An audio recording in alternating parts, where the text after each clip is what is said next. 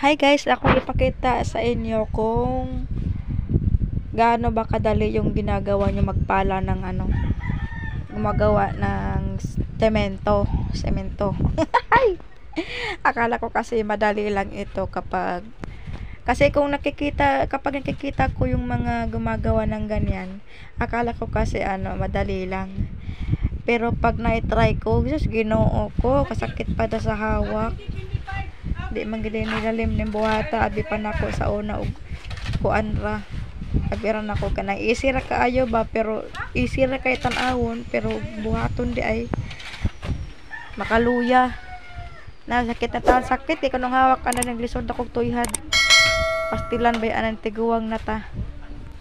Apil na lang tagmasa kaysa magkuan pa ta, magsuhol pa ta nga kuwang nas budget. Mentras makaya pahala birahi pikahi. Bahala kung kasakit ang hawak. Manay nyo guys, pwede na yung mag-apply ng construction work, construction. O yan, tingnan nyo, marunong na yung maghalo ng sabanangan balas og semento.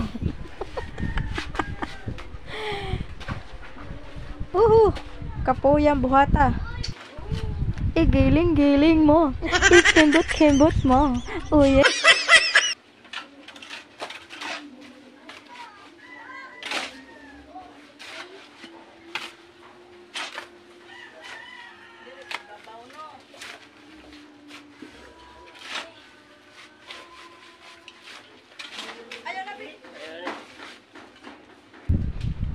Pasensya na kayo sa tiyan ko dyan ha. Oh, ayan. Masakit na talaga ang bewang. Ikembot-kembot. Pasensya na kayo sa tiyan ko dyan guys ha. Kasi gihaguan ko nagkaon. Gihaguan ko nagkaon. Oh, ayan. Kahit anong gagawin ko, hindi na rin yan lumiit. Hindi na rin yan liliit kasi panay kain ako eh. Kaya yan ebidensya ko. Yan yung alkansya ko. O diba bongga? Bongga yung alkansya ko kasi hindi yan mauubos. Ayan, ganyan.